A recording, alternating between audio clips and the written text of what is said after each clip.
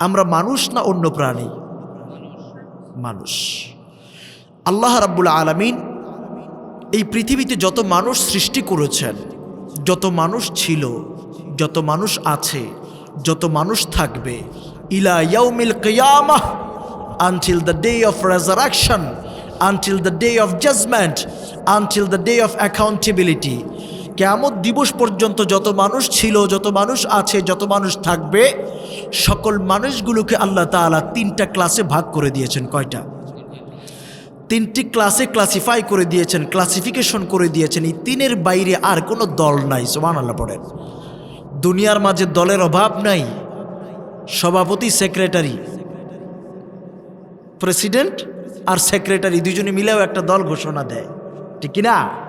দলের অভাব নাই। কিন্তু আল্লাহর আদমশুমারিতে, আল্লাহর স্ট্যাটিস্টিক্স অনুযায়ী, আল্লাহর পরিসংখ্যান অনুযায়ী দল মাত্র তিনটা। কয়টা? মুমিন, মুনাফিক, কাফির। এই তিনও নামে আল্লাহ তাআলা কোরআনুল কারীমে তিনটা সূরাও নাজিল করে দিয়েছেন। সুবহানাল্লাহ পড়েন। আমার ভাইয়েরা, বন্ধুরা, আল্লাহ রাব্বুল আলামিন ইমানদারদের নামে সূরা নাজিল করে দিলেন সূরাতুল মুমিনুন।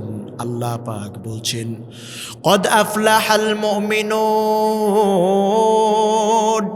আবার কাফেরদের নামে আল্লাহ সূরা নাজিল করে দিলেন, কুল ইয়া আইয়ুহাল কাফিরুন। মুনাফিকদের নামেও সূরা আছে না নাই?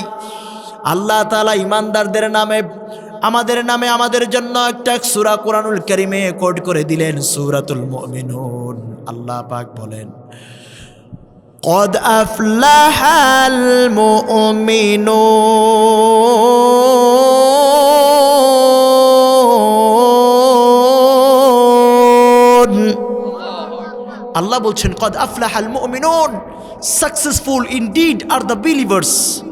সফলতা লাভ করেছে তারা, ঈমান এনেছে যারা। সুবহানাল্লাহ পড়েন। আমার ভাইয়েরা, বন্ধুরা, আল্লাহ রাব্বুল আলামিন সূরাতুল মুমিনুনের প্রথম আয়াতের মাধ্যমে তামাম দুনিয়াবাসীদেরকে সফলতার রোডম্যাপ তুলে ধরেছেন।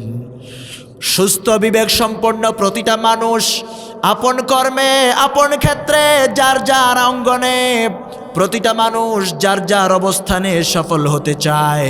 আর এই সফলতার রোডম্যাপের সন্ধান দিয়েছেন স্বয়ং আল্লাহ রাব্বুল আলামিন, ঠিক কিনা?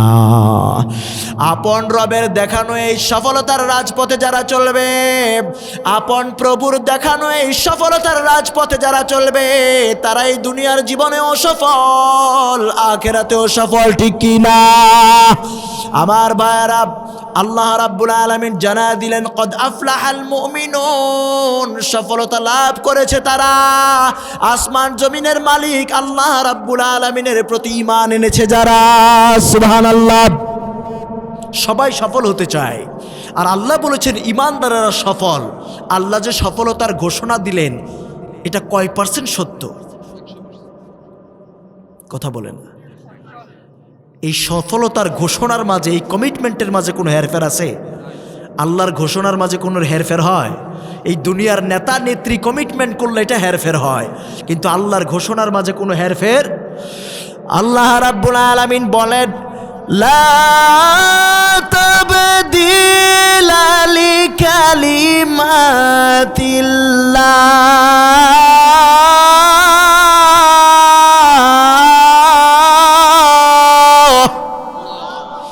আল্লাহ রাব্বুল আলামিনের ঘোষণা, আল্লাহর ওয়াদার মাঝে কোনো রদবদল হয় না, কোনো হেরফের হয় না। আল্লাহ যেটা ওয়াদা করেন সেটা পরিপূর্ণভাবে পূর্ণ করে দেন, ঠিক কিনা? এই দুনিয়ার নেতা নেত্রী ওয়াদা কোনো ঠিক ঠিকানা নাই। নেতা ওয়াদা করে, নেত্রী ওয়াদা করে, নেত্রী পালায় না, নেতা পালায় না, কিন্তু কর্মীদেরকে রক্তাক্ত অবস্থায় রাজপথে ফেলে দিয়া দিল্লি গিয়ে বসে থাকে, ঠিক কিনা? আমার ভাইয়েরা, বন্ধুরা, আল্লাহর ওয়াদা হলো ঈমানদারেরা সফল কাম হয়ে গেছে। অতএব আল্লাহ তাআলা বলেছেন ঈমানদারেরা সফল, তারা দুনিয়াতেও সফল, আখিরাতেও সফল, ঠিক কিনা?